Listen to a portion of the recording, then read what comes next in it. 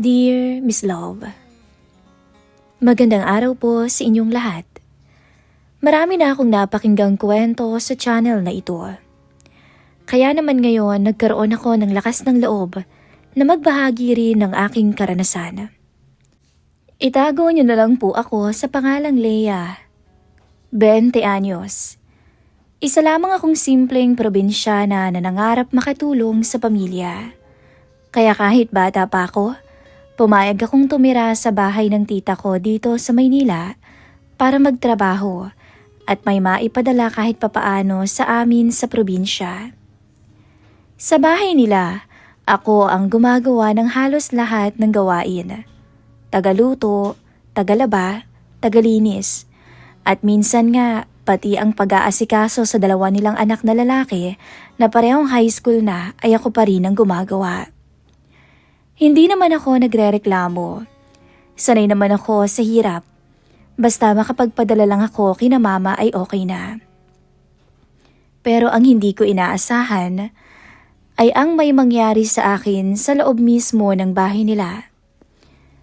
Kung paano kami nagkaroon ng affair ng asawa niya. At ito ang kwento ng lihim na relasyon namin na siyang ibabahagi ko sa inyo ngayon. Ang affair namin ni Tito Sonny. Nung unang dating ko dito, napansin ko agad na hindi maayos ang samahan nilang dalawa. Madalas silang mag-away. Minsan, umagang-umaga pa lang, nagsisimula na silang magbangayan. Minsan naman kapag gabi, pag dumating na si tita galing ng palengke, magbubunganga na ito. Maliliit na bagay pinapalaki. Alam kong bungangera talaga si tita. Kahit ako nga minsan nadadamay sa init ng ulo niya. Kaya nga siguro yung dalawa nilang anak na lalaki halos hindi na rin umuwi agad. Diretso na sa barkada pagkatapos ng school. Si Tito Sonny naman ay isang tricycle driver. Madalas nakayukulang kapag pinagsasabihan ni tita. Pero kahit ganun, makikita mo sa kanya na mabait siyang tao.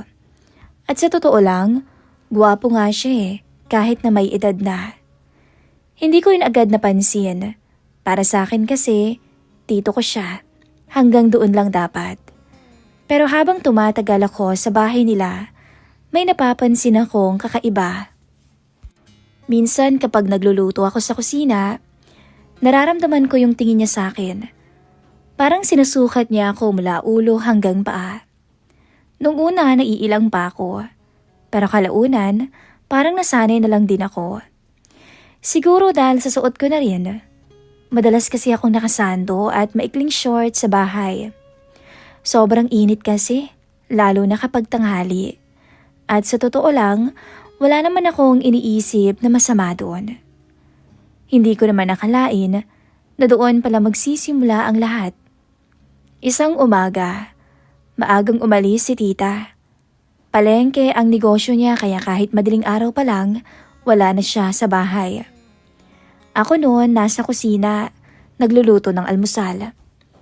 Narinig ko yung pagbukas ng pinto ng kwarto nila. Si Tito Sonny, kakagising lang. Good morning, Leia. Bati niya habang nag-iinat pa.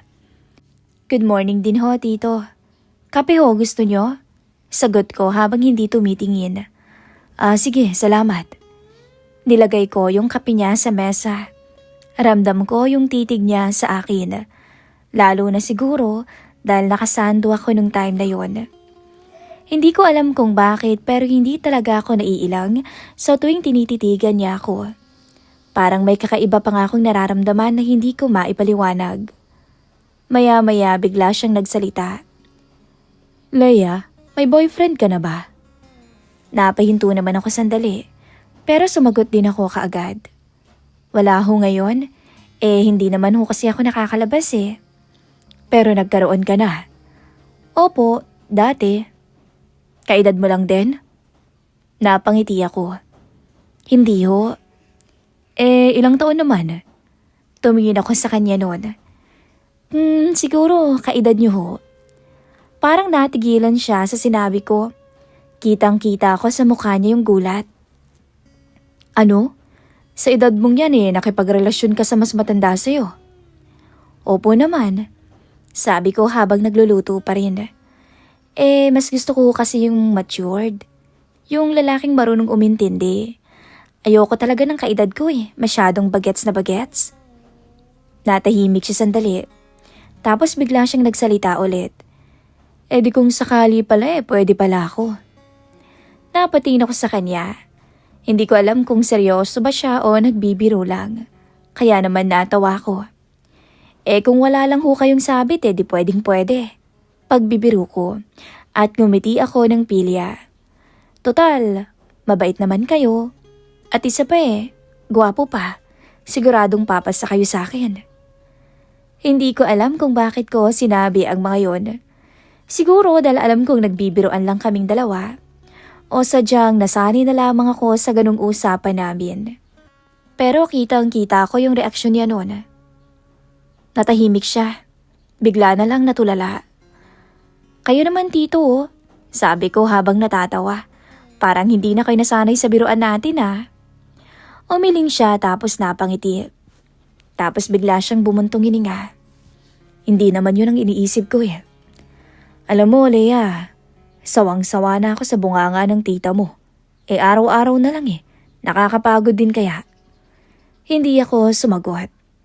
Ganun ho talaga yun. Pagpasensya niyo na lang. Sabi ko naman. Hindi na nga ako sumasagot para walang gulo Pero minsan napupuno na rin talaga ako. Ngumiti lang ako. Pero sa loob ko may kakaibang pakiramdam. Parang naaawa na rin talaga ako sa kanya. At hindi ko alam kung bakit, pero parang mas lalo ko siyang napansin simula noon. Pagkatapos ng araw na yon, napansin kong nagbago ang pakikitungo namin sa isa't isa. Mas madalas na nga kaming mag-usap. Simpleng kwentuhan lang naman sa kusina. At minsan tinutulungan niya rin akong magluto. Minsan nga, inaabutan niya pa ako ng pera. Ito, pandagdag. Pambili mo ng mga gamit mo. Sabi niya minsan. Salamat po talaga tito Sabi ko pero sa loob ko, may halong hiya at saya. Kasi totoo naman kulang na kulang yung sahod ko. Lahat naman ng gamit ko akong bumibili. Ultimo shampoo, sabon, toothpaste, lahat-lahat. Si Tita Rosa kasi masyadong kuripot. Kaya malaking tulong talaga yung binibigay ng asawa niya. Pero kasabay noon, may nabubuo Miss Love. Unti-unting lumalalim yung samahan namin. Hindi ko na nga siya tinitingnan bilang asawa ng tita ko At ramdam kong ganun din siya sa akin. Isang hapon, kami lang dalawa sa bahay. Mainit ang panahon. Nasa sala ko noon at nakaupo. Nagpapahinga. Muli nakasando at short lang ako. Bigla siyang lumabas ng kwarto. Napatingin siya sa akin. At sa pagkakataong yun, ibang-iba ang tingin niya. Hindi na tulad ng dati. Mas matagal. At parang may kakaiba. Ang ganda mo yata ngayon Sus, bolero talaga kayo. Dapat si titang binobola nyo ng ganyan para naman hindi na kayo binubungangaan. Natatawang sabi ko sa kanya. Hanggang isang araw, may mangyayari na magtutulak sa akin na tuluyang mahulog sa kasalanang hindi ko kayang itanggi. At doon magsisimula yung lihim naming relasyon ni Tito Sonny. Lumipas ang mga araw. Araw ng Sabado noon nang muling magtalo ang mag-asawa. Sanay naman na ako sa ingay ng bahay na iyon. Pero tanghali pa lang, nagsimula na silang magbangayan. Wala ka na talagang nagawang maayos, sigaw ni Tita Rosa mula sa sala. Ganyan ka naman palagi. Ginagawa ko naman lahat Hindi ako sumasagot sa'yo. Hindi ako nakikipagtalo. Alam mo yan ang hirap sa'yo, Rosa. Porque ikaw ang kumikita ng malaki, ganito mo na lamang ako kontratuhin. Sagot ni Tito Sonny, na halatang pigil na pigil ang inis. Dahil wala ka kasing alam. Alam mo kung hindi lang talaga dahil sa mga anak natin, matagal na kitang iniwan. Nasa kusina ako noon, nagbabalat ng gulay. Pero bawat salita nila, rinig na rinig ko. Maya-maya, narinig ko ang malakas na pagkalabog ng pinto.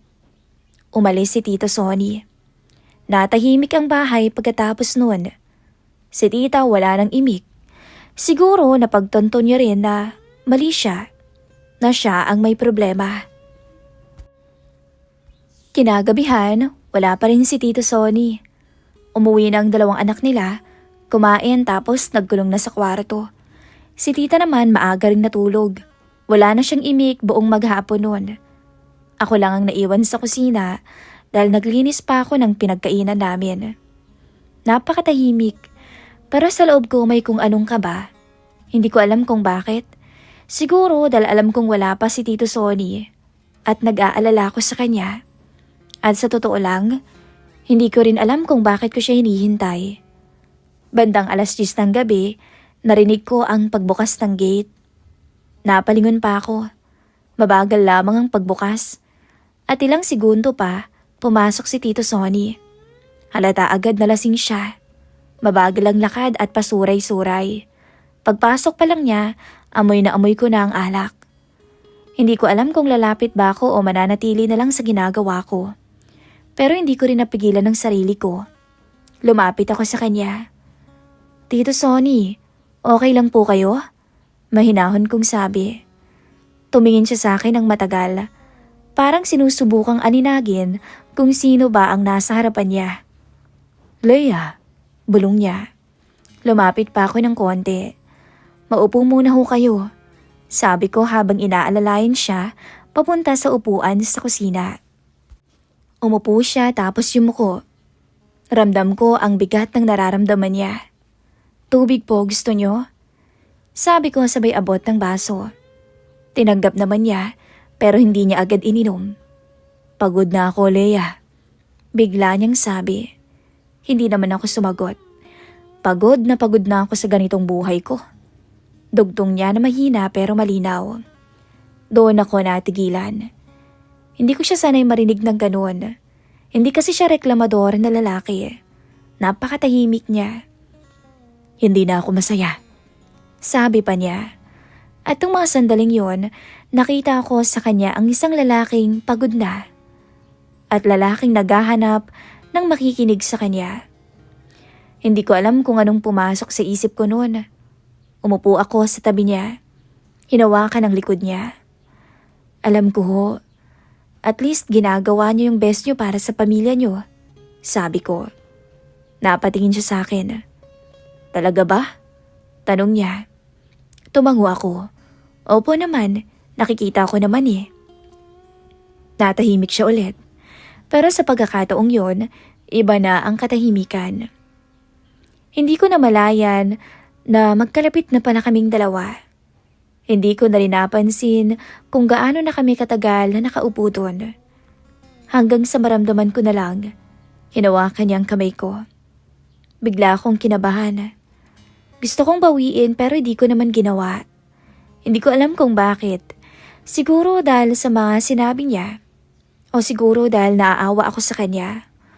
O kaya naman siguro dahil matagal ko na rin nararamdaman ang kakaibang bagay sa pagitan namin. Leia, bulong niya. Tumingin ako sa mga mata niya. Magkalapit na ang mukha namin at ramdam ko na ang init ng hininga niya. At nung mga sandaling yon, alam kong may mali nang mangyayari. Alam kong dapat akong umiwas dahil kahit baliktarin man natin ang mundo, asawa siya ng tita ko pero hindi ko ginawa. Hindi ko alam kung bakit sa'yo ko nararamdaman na may nakakaintindi sa akin. Hindi ako nakasagot dahil hindi ko alam kung anong sasabihin. Pero hindi ko rin siya tinanggihan nung unti-unti kaming maglapit at doon ako nagkamali. Hindi ko na maaalala kung sino ang unang kumilos. Basta ang alam ko, hindi ako umatras nang halikan niya ako. Hindi ko siya pinigilan. Hinayaan ko ang sarili ko na madala rin sa emosyon. Sa pagod niya, sa awa ko, at sa kakaibang nararamdaman ko sa kanya. Nung halikan niya ulit ako, napapikit na ako.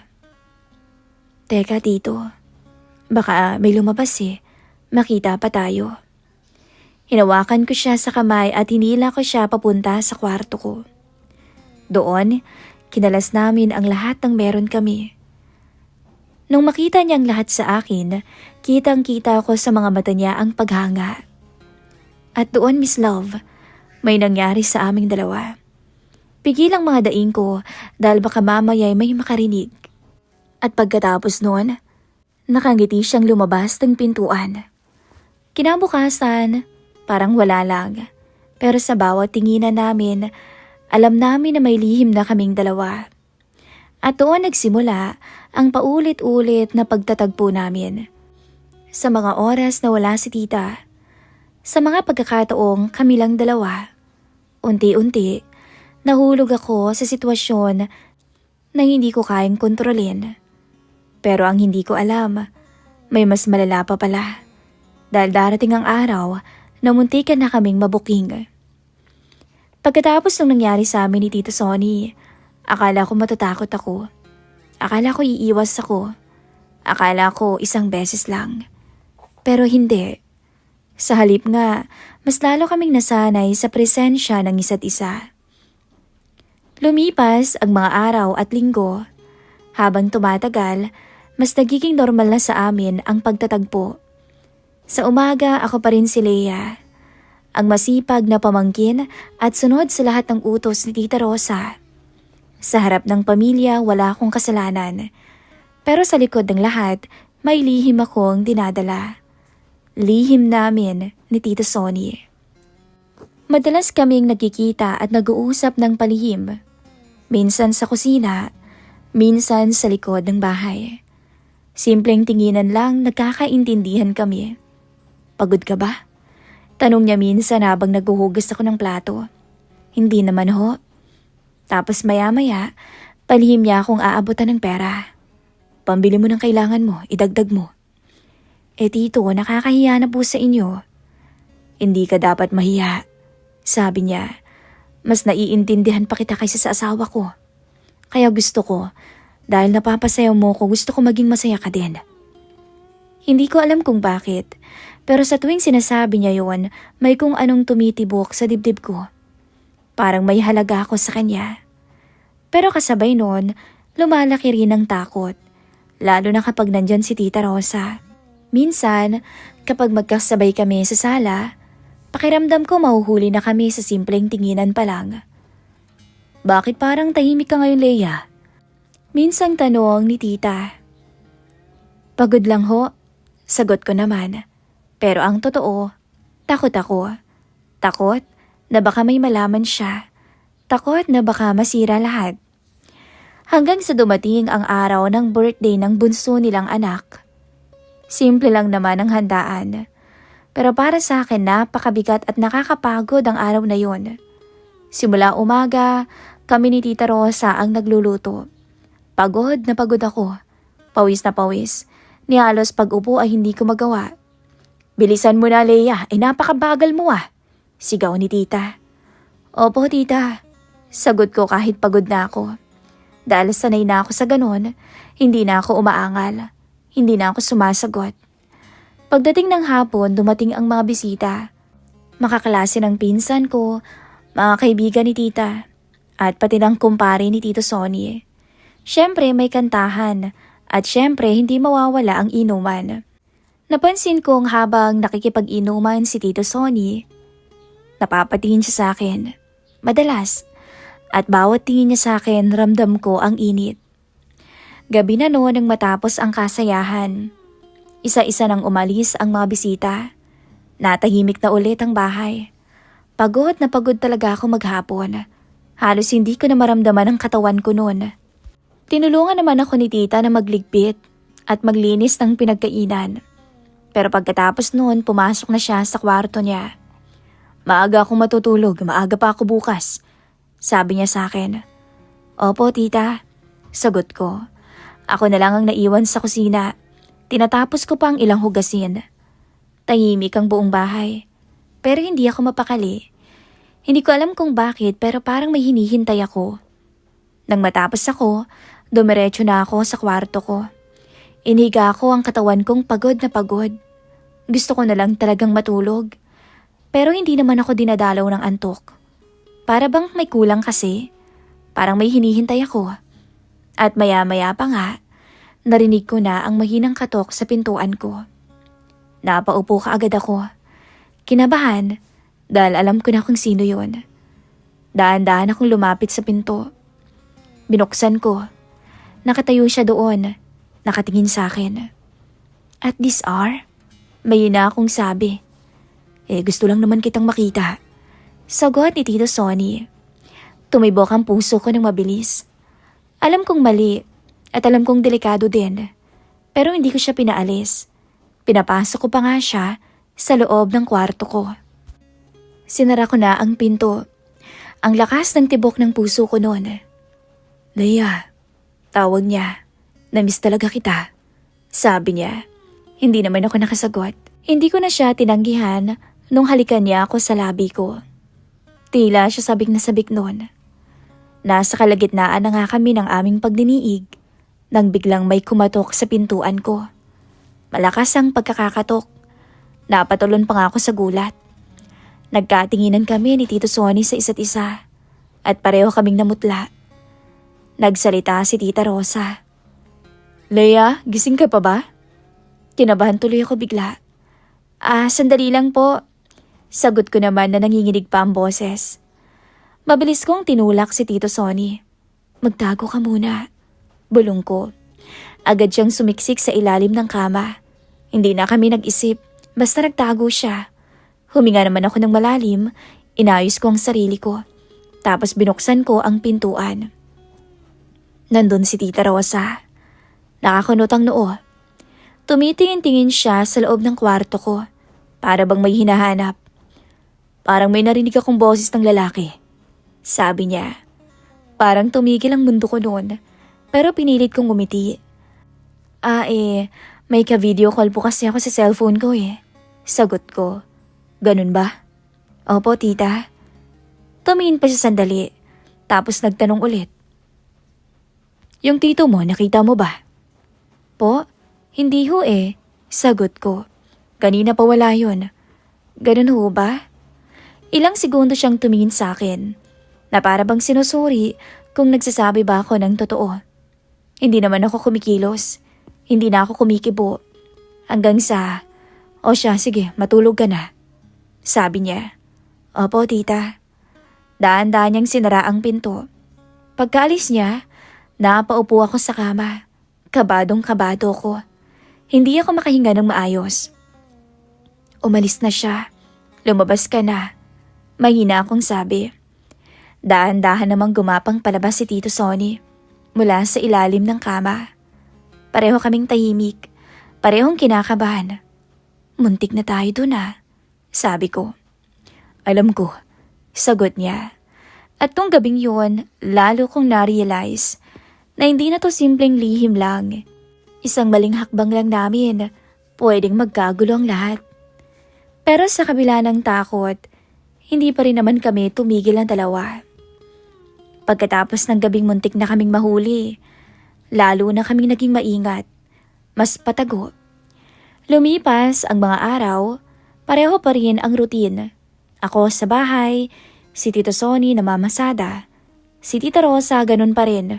Pag-uwi sa palengke, mainit ang ulo. Pero sa likod ng lahat, nagpatuloy pa rin ang lihim namin. Saksi na nga ang kwarto ko, ang kwarto nila minsan, pati na ang banyo, sa tuwing may ginagawa kaming milagro. Hanggang sa napansin ko, parang nagbago si Tita Rosa. Mas naging mapagmasid siya ngayon, parang naging mapagduda. Isang araw, narinig ko ang sigaw niya. May babae ka no? May iba ka na ba? Diretsong tanong niya kay Tito Sonny. Ano ba namang pinagsasabi mo, Rosa? Sagot naman ni Tito na halatang naiinis. Ramdam ko, Sonny.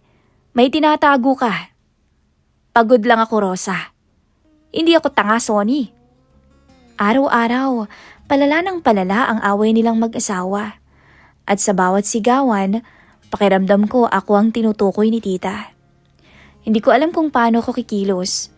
Hindi ko kayang tumingin kay tita ng diretsyo. Pero hindi ko rin kayang iwasan si Tito Sonny. Dahil sa totoo lang, nauhulog na ako sa kanya noon, Miss Love. Hindi ko lang inaamin pero alam ko sa sarili ko. Mahal ko na siya. Hanggang isang gabi, sumabog ang lahat. Nasa sala kaming lahat noon, nanunood ng TV si Tito Sonny. Tapos tahimik na naglalaro ng Mobile Legend ang dalawang anak nila. Pero bigla, sumigaw si tita. "Umamin ka na kasi," sigaw niya. Nagulat kaming lahat. Ano bang aaminin ko? Sagot ni Tito Sonny. "Na may babae ka." Sigaw niya na nanginginig na sa galit. "Paulit-ulit na lang, Rosa. Ilang beses ko bang sasabihin sa'yo na wala akong babae?" "Sinungaling ka," sigaw niya ulit. Nagkatinginan na lang kami ng mga anak nila. Tahimik lang sila. Sanay na siguro kasi sila sa ganong eksena ng mamagulang nila. Pero may kakaiba ng gabing yun. "Ramdam ko na may tinatago ka, Sonny." Tuloy-tuloy na sumbat ni Tita Rosa. "Pagod na ako sa kakahinala mo," sigaw ni Tita Sonny.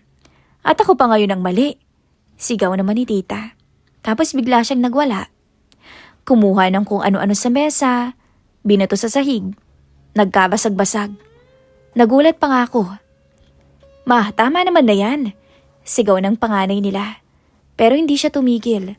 Sunod-sunod ang pagbabato niya ng gamit. May plato na nga at baso, kung anong mahawakan niya. Parang hindi na siya makontrol. Habang nakatingin ako sa kanila, hindi ko mapigilan ang sarili kong maawa kay Tito Sonny. Gusto kong lapitan si Tito Sonny noon at yakapin. Tahimik na kasi noon si Tito Sonny. Hindi na siya lumalaban. Hindi na siya sumasagot. Tinitiis na lang niya. At sa loob ko, ako yung nasasaktan para sa kanya. "Ilang taon mo na ba akong niloloko?" sigaw ulit ni Tita Rosa. "Wala akong babae," sasagot ulit si Tito. Pero hindi siya pinapakinggan. Maya-maya, may kinuhang mabigat na bagay si Tita at binato kay Tito Sonny. Kahit tinamaan siya, hindi pa rin niya sinaktan si Tita. Umatras na lamang siya. Nanood ulit ng TV at hindi na nakipagtalo. "Tama na yan, Ma," sigaw ng anak nila. Lumapit na para umawat. Pero patuloy pa rin si Tita. Galit na galit. Hindi na siya nakikinig. "Tama na ho yan, Tita." Mahina ako na rin sabi, dahil awang-awa na ako noon kay Tito Sonny. Pero hindi siya nakikinig, na parang walang naririnig. Hanggang sa maya-maya, biglang napahawak si Tito Sonny sa dibdib niya. "Teka, sandali," sabi niya na parang hirap ng huminga.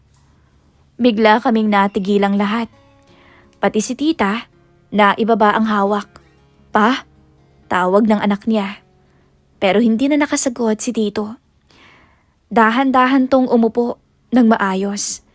Tapos maya-maya, bigla na lang bumagsak. "Pa!" sigaw ng anak nila. Nagkagulo ng lahat. Lumapit ako, nanginginig ako. Sabi ko sa dalawang bata humingi ng tulong, tumawag ng tricycle. At dinala namin siya sa ospital. Pero huli na. Ang sabi ng doktor, inatake daw sa puso. Tapos noon, hindi ko na alam yung sumunod na nangyari. Parang nabingi ako. Parang tumigil ang mundo ko. Hindi ko makakalimutan ang araw na yon. Hindi ko matanggap na namatay si Tito Sonny. Hindi ko yun kayang tanggapin. Sa buong burol niya, tahimik ako. Hindi ako makaiyak sa harap ng iba. Pero sa loob ko, durog na durog ako, Miss Love. At hanggang ngayon sa kasulukuyan, durog na durog pa rin ako. Sa bawat tingin ko kay Tita Rosa, hindi ko mapigilan ang sarili kong magalit. Kung hindi sana siya ganun, kung hindi sana siya mabunganga, kung hindi siya nagwala nung gabing yun, kung hindi siya nagalit, buhay pa sana si Tito. Pero alam ko, hindi lang naman siyang may kasalanan. Ako rin. Dahil kung hindi ako pumasok sa buhay ni Tito, kung hindi ako pumatol, kung hinayaan ko na lang sana, di sana hindi ito nangyari. Araw-araw dala ko ang bigat, ang guilt, ang sakit. Minsan nga naiisip ko, minahal kaya talaga ako ni Tito Sonny o naging pahinga lang niya ako. Hindi ko na tuloy malalaman. Dahil ako, umibig talaga sa kanya.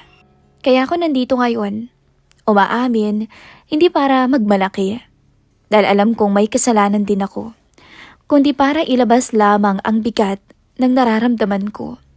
Ilang taon na rin tong nangyari pero hanggang ngayon, dala-dala ko pa rin ang bigat. Ako si Lea.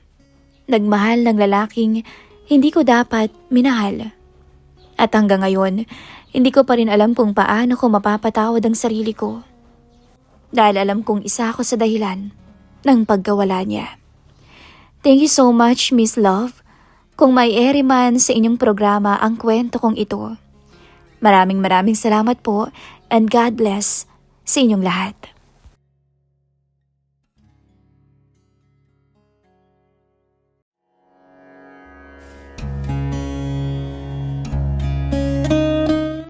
Dear Miss Love, hindi ko inakala na mapupunta ako sa ganitong sitwasyon.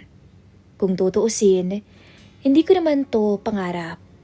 Gusto ko lang talaga ng trabaho na may maayos na kita para maipagamot ang anak ko. Pero minsan, may mga alok na hindi mo alam kung pagpapala ba o dilubyo. Ito po ang aking kwento. Ako nga pala si Ivor, 31 years old, may asawa at may mga anak. At oo, hirap na hirap ako sa buhay.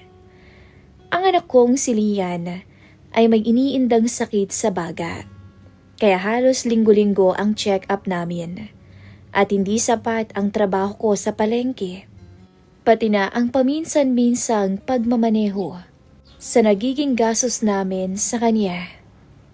At doon pumasok si Ninang Helena. Ninang namin sa kasal ng asawa ko. Hindi talaga kami close kay Ninang Helena. Malayong kamag-anak ito ng aking biyanang babae. Pero kilala naman siya sa buong bayan namin. Isang mayaman at eleganteng babae. Laging nakaperlas at mamahaling pabango. Byuda na. Matagal ng panahon na namatay ang asawa niyang negosyante. 50 na ito mahigit pero kung titignan mo, parang nasa early 40s pa. Napakaputi. Makinis, laging maayos ang buhok at higit sa lahat, may aura ng babaeng sanay utusan ang lahat. Sanay utusan ang mundo. Hindi ang mundo ang uutos sa kanya. Isang hapon noon, habang nakaupo ako sa waiting area ng private clinic, bigla ko siyang nakita. Papalabas siya ng consultation room, naka-white dress at may bit-bit na folder. Parang eksena sa pelikula. Napatingin siya sa akin at agad naman akong nagbaba ng tingin. Sino ba naman kasi ako para pansinin niya, hindi ba? Pero lumapit siya. Mukhang natandaan niya ako. Ivor. Napatingala ako. Ninang, magandang hapon po. Ang anak mo bang may sakit? Tanong niya habang tinitingnan si Lian na nakahiga sa kandungan ng asawa kong si Trina. Kumusta ka, Trina? Ang nanay mo, kumusta? Maayos naman po. Opo, ang anak ko po ang may sakit. Sagot ko naman. Tumango siya, pero may kung anong lalim sa tingin niya na para bang may binabasa sa akin. Nagtatrabaho ko ba ngayon sa palengke? Malaki bang sinasahod mo? Depende ho sa kita. Pero kulang na kulang po para sa check-up niya. Hindi ko alam kung bakit ko nasabi yon. Siguro dahil pagod na rin ako. Siguro dahil minsan, kahit lalaki ka, napipilitan ka ring aminin sa sarili mong hirap ka na. Tumango siya ulit, tsaka nagsalita ng pasimple. Pumunta ka sa bahay bukas. Kailangan ko ng bagong driver. Marunong ka, hindi ba? Ganun lang yun. Para bang pinulot niya ako sa putikan. Tuwang-tuwa kami noon ng asawa ko. Sabi namin sa wakas, makakaahon na kami. Kinabukasan, naroon na agad ako sa malaking bahay niya sa subdivision. Nakapolo pa ako at nagpagupit. Para naman hindi nakakahiya. Pinatuloy ako ng maid. Pinaupo sa sala. Parang hotel yung loob. May malaking chandelier, mamahaling sofa, at puro frame photos ng mga travel nilang mag-asawa noong nabubuhay pa ito. Ilang minuto pa, bumaba si Ninang Helena. Naka-black silk robe. Simple pero ramdam mo ang yaman. "Maaga ka," sabi niya habang iniikot ang baso ng wine. "Pasensya na po, Ninang. Sanay lang po." Umupo siya sa tapat ko, tsaka ako tiningnan ng diretsyo. Yung tipo na para kang hinuhubaran kahit hindi ka pa hinahawakan. Kailangan ko ng driver na maaasahan at hindi mag-iiwan ng problema, sabi niya. "Oo naman po, Ninang. Hindi naman po ako ganun." "Good." Umangat ang sulok ng labi niya sa isang maliit pero makahulog ang ngiti. "Lalakihan ko ang sahod mo, Ivor." Para akong nanlamig ng mga oras na yun. Talaga ho? "Oo." Pero tumingin siya sa gilid habang iniikot ang wine sa baso. "Gusto ko ng loyalty. Yung tipong hindi ka aalis basta-basta kapag may iba pang nag-alok sa'yo." "Hindi ho. Wala naman na pong ibang tatanggap sa akin." Tumingin siya ulit sa akin. This time, mas malamlam. Mas parang may gustong ipahiwatig. "Ivor," tawag niya. Mas mabagal ang tono. "Willing ka bang tumanggap ng dagdag? Kung may dagdag din akong hihingin."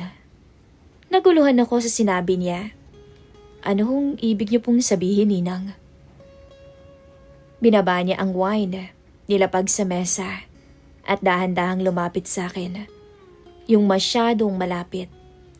Umupo siya sa tabi ko, at doon ko naamoy ng malapitan ang pabango niya. Vanilla. At mamahalin. Mainit ang hininga niya nung magsalita siya. "Matagal na akong mag-isa dito sa bahay na to, Ivor. At matagal na rin na walang nag-aalaga sa akin. Matagal nang walang kasakasama. Lalo na sa kama." Naapalunok ako. "Ninang, hindi kita pipilitin." Hinawakan niya ulit yung wine. Tapos hinawakan niya yung braso ko. Magaan, pero ramdam ko ang panginginig ng dibdib ko. Pero gusto ko ng taong mas kaya kong pagkatiwalaan. Mas kaya kong lapitan at handang tulungan ako. Hindi ko alam kung ano ang sumagi sa isip ko. Ang anak ko, ang bayarin, ang asawa kong halos umiiyak gabi-gabi lalo sa kakaisip kung saan pa kami kukuha ng pera. At sa kabilang banda, ang init ng kamay ni Ninang Helena sa braso ko. "Kung tatanggapin mo," bulong niya, "dadagdagan ko pa ang sahod mo kada buwan." Parang may humatak sa loob ko. Parang may dalawang boses na nag-aaway. Isang mali at isang desperado na. "Tulungan mo rin ako sa paraan na kailangan ko." Dagdag pa niya. Hindi na niya kailangan ipaliwanag kung ano yun. Tumingin ako sa kanya. Mapula ang kanyang labi. Sa mga mata niyang may halong lungkot at pagnanasa. Sa katawang hindi mo aakalain na 50 taon na, pero mas maayos pa sa karamihan ng mga babaeng kakilala ko. "Ninang," bulong ko, "sigurado ho ba kayo?" "Siguradong sigurado, Ivor." Sagot niya habang papalapit ang mukha sa akin. At hindi ko hahayaang magsisika. Hindi ko alam kung ako ang lumapit o siya ang unang humalik. Basta naramdaman ko na lang ang init ng labi niya sa labi ko. Malambot at halatang sabik. At sa unang pagkakataon, nakalimutan ko ang problema ko. Ang pagod, kahit ang sarili kong asawa. Magaan niyang hinila ang kamay ko papunta sa bewang niya. At doon ko naramdaman ang pag-ikot ng mundo. 1, 2, 3 tibok. Tapos wala na. Dinala niya ako sa guest room niya sa pinakalikod ng bahay.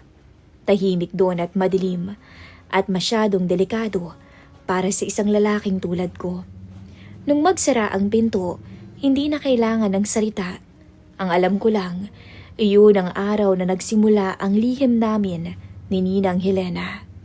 At hindi ko alam kung papunta ba ako sa kapahamakan o sa bagong buhay na hindi ko naman hinihingi. Hindi ako nakatulog ng maayos pagkatapos ng gabing yon. Hindi ko rin alam kung paano titignan ang sarili ko sa salamin. Para akong sinampal ng katotohanan. May nagawa akong hindi dapat. May tinawid akong linya na alam kong pwedeng sumira sa relasyon namin ng asawa ko. Pero sa kabila ng bigat sa dibdib, hindi ko rin kayang itanggi. May parte sa akin na hindi nagsisisi. May trabaho ako, may pera. Kinabukasan, maaga ulit akong umalis at pumasok sa bahay ni Ninang Helena. Hindi ko alam kung paano siya harapin, kung magiging awkward ba, kung magsisisi ba siya o kung tatanggapin niyang nagkamali kami pareho. Pero pagpasok ko pa lang, bumungad si Maming, ang maid. Nasa beranda po si Ma'am, sabi niya habang nag-aayos ng base. Huminga ako ng malalim. Lumakad papunta sa beranda na parang aakusahan ako ng kung sinong espiritu. Pagdating ko doon, nakita ko siyang nakaupo. Nakasleeveless ng beige top at nakadikwatro ang mga binti. Habang nagkakape siya, para siyang businesswoman sa magazine. Pagtingin ko sa kanya, parang wala namang kakaiba. Parang wala namang nangyari kagabi. Pero paglingon niya sa akin, iba ang tingin na binigay niya. Tingin ng babaeng may lihim. "Good morning, Ivor." Sabi niya sabay ngiti na hindi ko matukoy kung nakakaaliw ba o nakakatakot. Good morning ho, Ninang." "Halika, umupo ka muna." Umupo ako sa silyang kaharap niya. Medyo naiilang pa rin ako. Hindi ko alam kung dapat ba akong mag-apologize o dapat bang magpanggap na normal lang lahat. Pero siya ang nauna. "Tungkol kagabi?" sabi niya habang hawak ang tasa ng kape. "Ayoko ng drama, Ivor." Natigilan ako. "Ninang, pasensya na po. Hindi ko po..." Tinaas niya ang kamay niya. Pinutol ang salita ko. "Wala kang kailangan i-explain. Wala rin akong pagsisisihan." Bumuntong hininga siya tsaka tumingin ng diretso sa akin. "I'm not a little girl. I know what I'm doing." At tingin ko, alam mo rin naman ang gusto ko.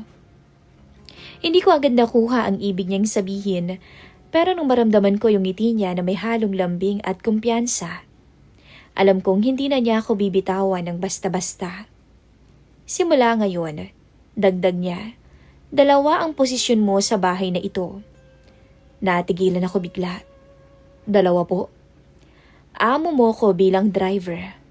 Pero tumigil siya. Tsaka dahan-dahang tumagilid ng kaunti para mas makita pa ang mukha ko. "Kailangan din kita bilang isang lalaking pupuno ng pangangailangan ko. Naiintindihan mo ba, Ivor?" Parang sumikip ang dibdib ko. Hindi dahil sa iya, dahil sa kung paano siya magsalita, sa kung paano niya sabihin. Hindi siya desperada, hindi siya nangaakit, hindi rin siya nakikiusap. Prangka siya. Diretso, walang paligoy-ligoy. At doon ako higit na natatakot. Kasi ang babaeng ganito, kapag may gusto, nakukuha niya. "Ninang," bulong ko, "sigurado po kayong ayos lang to?" "Ayos lang," sagot niya. "As long as maingat tayo. As long as walang nakakakita." Tumayo siya, nilapag ang tasa at humarap sa akin ng buong buo. Para bang CEO na nagbibigay ng utos.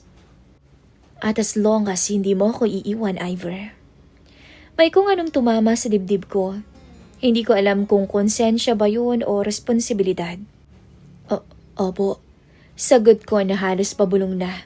"Hindi ko ho kayo iiwan." Gumiti siya, pero iba ang ngiti na yun. Hindi kilig, hindi lambing. Mas parang assurance. Parang sinasabi niyang tama ang naging desisyon niya sa akin kagabi. "Good," sabi niya, "kasi marami pa tayong aayusin." Araw-araw, sinusundo ko si Ninang Helena. 20 minuto bago siya lumabas ng bahay. May assistant siyang nagbibigay ng schedule at reminders. Pero ang hindi alam ng iba, bago pa man kami umalis, Kakatok muna ako sa pintuan ng maliit na study room sa second floor, kung saan niya ako pinapatawag. Kung saan kami nag-uusap ng hindi amo at driver. Kung saan minsan hindi na salita ang nag-uusap sa amin. Hindi naman kami araw-araw, pero sapat para hindi ko makalimutan ang amoy ng pabango niya. Yung himig ng boses niya kapag malapit siya sa tenga ko. At kung paano niya ako tinitignan na para bang ako ang unang lalaking minahal niya mula nung mamatay ang asawa niya. Minsan iniisip ko, bakit ako? Bakit hindi yung mga negosyanteng nanliligaw sa kanya? Yung mga mayayamang nasa edad na niya o kaedad niya. Yung mga may kotse, may negosyo, may sariling bahay. Bakit ako na driver na walang pera? Hanggang isang gabi, habang hinahatid ko siya mula sa dinner meeting, sumagot siya kahit hindi ko naman siya tinatanong. Alam mo, Ivor, sabi niya habang nasa likod siya ng kotse. Yung mga lalaki na kaedad ko, puro takot. Takot na mas marami akong pera sa kanila. Takot na baka hindi nila ako kayanin. Tumingin ako sa rear view. Hindi siya nakatingin sa akin, pero halatang malalim ang iniisip niya. Pero ikaw, pagpapatuloy niya, wala kang pakialam kung mas mataas ang estado ko. Hindi mo ako tinatrato ng trophy. Hindi mo rin ako tinatratong charity. Napatingin siya sa salamin. Saktong nagtagpo ang mga mata namin. Kaya naman ikaw ang pinili ko. Parang may humatak sa puso ko. Hindi to pag-ibig. Marunong akong kumilala ng pag-ibig at hindi to yun. Ito, koneksyon, lihim, pangangailangan, at delikadong pagkapit sa isa't isa. Isang gabi na hindi ko inaasahan. Pagdating namin sa bahay, pinark ko yung kotse. Akala ko tapos na ang araw, pero bigla niyang binuksan ang pinto. Tumayo sa tabi ko at sinabing, may kailangan tayong pag-usapan ngayon. Sumunod ako papasok. Pagpasok sa loob, tumigil siya sa hallway at humarap sa akin. Gusto ko ng mas malinaw pa na kasunduan. Kinabahan ako. Ano hong klaseng kasunduan? Humarap siya ng malapitan. Malambot ang boses pero matigas ang pananaw. Wala kang sasabihin sa asawa mo. Nakatitig siya sa akin. Wala kang sasabihin kahit kanino. Isa pang titig. At hindi ka lalayo sa akin hanggat hindi ko sinasabi. Nanlamig ang batok ko. Para akong nahuli sa bitag na hindi ko nakita. Pero kapalit? Sabi niya, dahan-dahang hinahawakan ng pisngi ko. Ibibigay ko sa iyo ang lahat ng kailangan mo. Pati na rin ang anak mo. Ng buong pamilya mo. Kilala mo ko, Ivor. Kaya kong gawin yan. Napalunok ako. Hindi ko alam kung dapat ba akong matuwa o matakot. Opo, Ninang. Sagot ko. Susundin ko po kayo. Ngumiti siya. Sa unang beses na may halong lambing, hindi kontrol. Good. At doon niya ako hinalikan ulit sa labi. Mas mabagal. Mas may halong pagmamay-ari. At doon ko na-realize ang totoo. Hindi lang pera ang inaalok niya. Hindi lang katawan ko ang hinihingi niya. Gusto niya ako. Buong buo. Mula sa halik na punta kami sa kwarto niya. Doon ko unang nakita yung silid niya. Napakalaki. Napakaaliwalas. Halatang mayaman ang nakatira. Isang sopistikadang babae. At doon, isa-isa kong kinalas ang lahat sa kanya ng walang pag-aalinlangan. Hanggang sa muling naglapat ang labi naming dalawa.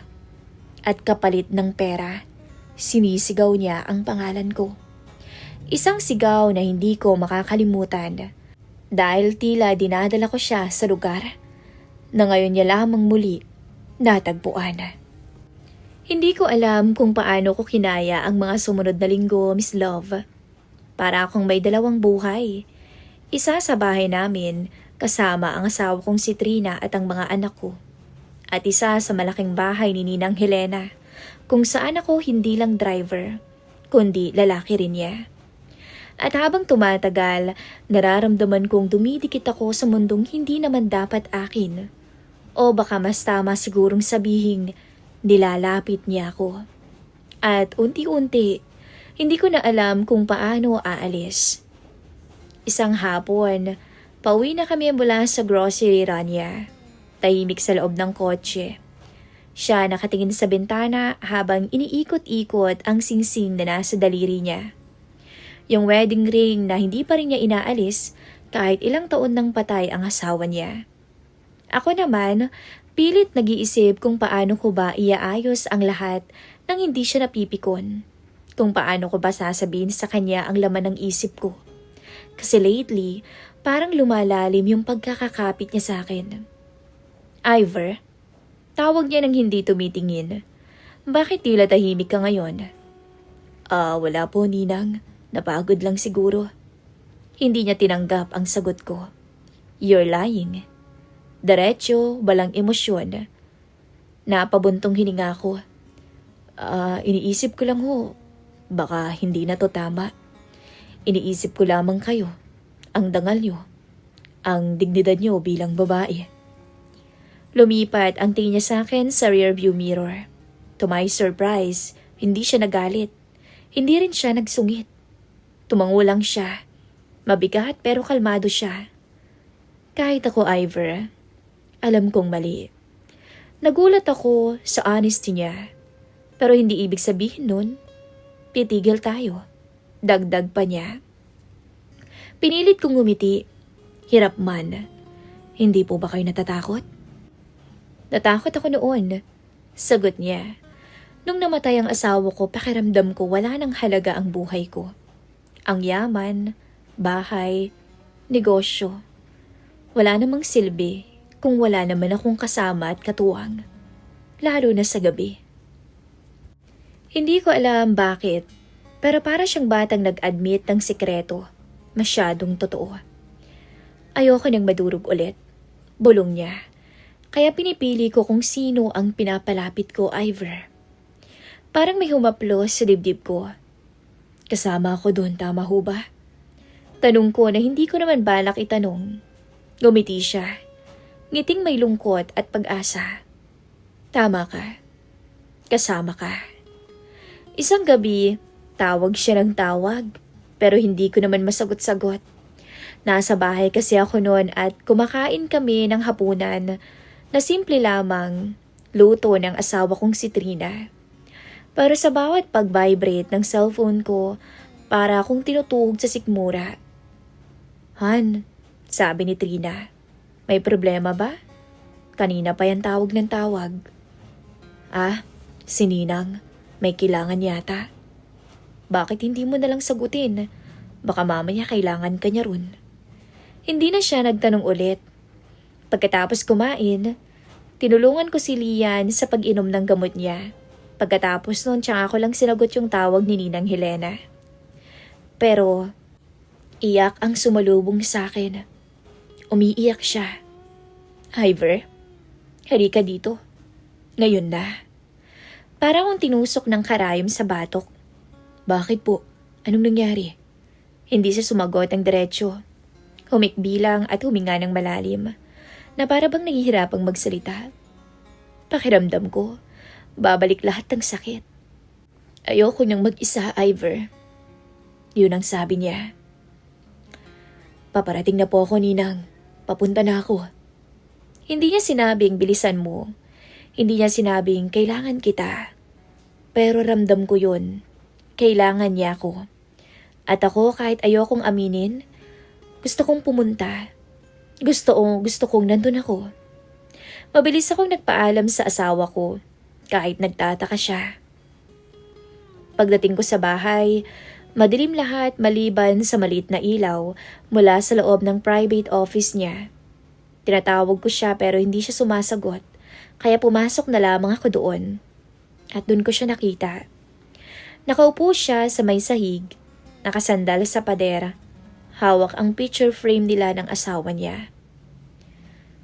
Nagyayelo yung dibdib ko. Hindi ko siya kailanman nakita ng ganun. Naalala ko siyang masyado. Bulong niya. Ayoko na talaga.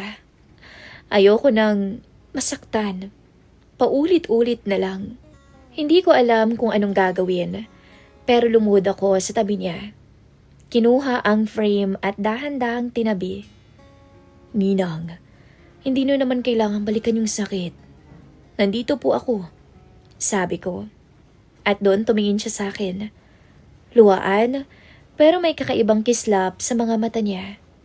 Ivor, pwede mo ba akong yakapin? Hindi yun utos, hindi request, kundi pakiusap. Hinila ko siya papalapit. Ramdam ko ang lamig ng balat niya, ang bilis ng paghinga niya, at ang bigat ng lahat ng iniipon niyang damdamin sa loob ng ilang taon. At unti-unti, humigpit ang yakap niya sa akin. At bago ko pa napigilan ang sarili ko, hinawakan niya ang mukha ko at hinalikan ako. Hindi tulad ng dati na puno ng pagnanasa. Ito, puno ng sakit, puno ng takot, puno ng paghahanap ng init na matagal niya nang hindi nararamdaman. Ivor, bulong niya habang hinahawakan ang likod ng batok ko. Ayokong mag-isa ngayong gabi. At kahit alam kong delikado, kahit alam kong mali, hindi ako umatras. Hindi ako umalis. Doon mismo, sa sahig ng office niya, nangyari ang isang bagay na mas malalim kaysa sa mga una. Hindi ito basta katawan lang. Hindi ito basta kasunduan. Hindi ito dagdag na sahod. Ito yung klase ng pagsuko na hindi mo na maibabalik. Nagawa namin ang dapat hindi mangyari habang umiiyak siya. At ako naman, tahimik lang, hinahayaan ko ang sarili kong madala ng damdamin. At pagkatapos, nakatulog siya. Doon ko nakita ang babaeng hindi nakikita ng mundo. Ang babaeng hindi sopistikada, hindi sosyal, hindi nangungontrol. Kundi babaeng durog na durog sa loob, takot na takot. At ako ang pinili niyang sandalan. Pag-uwi ko, madaling araw na, tahimik na ang bahay. Nasa sala na si Trina, nakatulog habang hinihintay ako. Napatingin ako sa asawa ko, sa babaeng hindi ko kailanman sinaktan. At doon ako nakaramdam ng bigat. May ginagawa akong mali sa lahat ng paraan.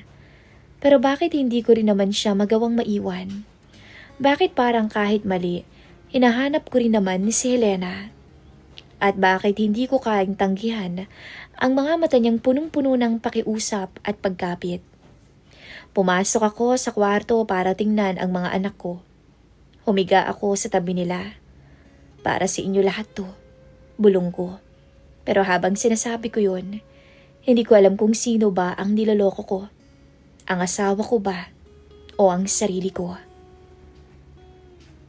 Makalipas ang ilang araw, sinabi niya sa akin na, Ivor, kung gusto mong magpatuloy sa trabaho mo rito, open ka. Hindi siya humiling, hindi rin siya nakiusap. Hindi niya rin ako pinilit. Pero yung ngiti niya, yung tipong hindi ko maalis sa isip ko. Yung tipong babae na kay tagal nang nag-iisa sa buhay, sa bahay na sobrang laki, at ngayon lang ulit may nakasama. Kaya bumalik ako, hindi dahil sa pera, pero dahil may nabuo sa pagitan namin na hindi ko maipaliwanag. Naging mas madalas ang pagsasama namin. Kung dati boss, driver ang tingin ko, ngayon naging magaan na. Nagkakape na kami ng sabay tuwing umaga. Minsan nagbabanding kami sa beranda na para bang magkaedad lamang kaming dalawa. At isang gabi, habang sabay kaming naglalakad sa hardin, bigla niyang sinabi, Alam mo, Ivor, na-realize ko, ang sarap pala talaga ng may kasama, ng may inaasahan. Ngumiti ako, pero sa loob ko may kumirot. Hindi dahil ayaw ko, kundi dahil may bahagi ng sarili ko na natatakot. Natatakot na tumawid sa linya. Dahil kahit anong gawin ko, may pamilya pa rin akong naghihintay sa akin. Pero bawat araw na kasama ko si Helena, Mas umaabot kami sa lugar na hindi ko inaasahan. Malambing, masaya, tahimik, at minsan napakalapit. Isang hapon, sinamahan ko siya sa charity event. Nakagaon siya noon. Simple lang pero napaka-elegante. At sa harap ng maraming tao, niyaya niyang tumabi ako sa kanya. Hawak niya ang kamay ko. Huwag kang mahiya, Ivor. Nandito ka para sa akin. Bulong niya. Una, naiilang ako. Pero nang ngumiti siya, parang nawala lahat ng duda ko. Para kaming dalawang taong nagpapanggap na walang hadlang, edad, estado, pangalan. Pag-uwi namin, hindi siya nagsasalita. Niyakap niya lang ako ng mahigpit habang nakaupo kami sa sala. Alam mo, Ivor, ang tagal-tagal ko nang hindi sumaya ng ganito. Hindi ko alam kung anong sasabihin, kaya nilakap ko na lamang din siya pabalik. Sumunod na linggo, mas naging totoo ang lahat. Hindi na bawal tingnan siya sa mata. Hindi na awkward ang paghawak ko sa kanya. Hindi na kami nagtatago sa likod ng pinto. Pero habang lumalalim, lumalaki ang pangamba ko. Isang gabi, kasama ko ang mga anak ko at ang asawa ko. Nagdala ko ng vitamins at pagkain. Masaya silang naglalaro, nagtatawanan. Hanggang sa nakatanggap ako ng mensahe. Ingat ka pa uwi ha? Namiss kita kaagad. Napahinto ako, Miss Love. Pamilya ko sa kaliwa. Si Helena sa kanan. Ako sa gitna. At wala akong idea kung saan ba dapat tumayo. Pagbalik ko sa mansyon, nakita ko siyang nakaupo sa beranda. Hindi naman siya umiiyak, pero kitang-kita sa mga mata niya ang lungkot. Tumayo siya, lumapit siya, hinaplos ang pisngi ko. May iniisip ka? At alam kong tungkol to sa pamilya mo. Hindi ko siya tinignan, hindi ko kaya. Umupo siya sa tapat ko. Ivor, hindi kita hinihila palayo sa kanila. Hindi kita inaangkin. Pero kailangan kong malaman, gusto mo ba talagang manatili pa? Hindi ako makasagot, kaya siya na ang nagsalita. Kung ako ang tatanungin mo, gusto kitang manatili sa buhay ko. Gusto kong makasama ka. Gusto kong maramdaman na kasama kita araw-araw.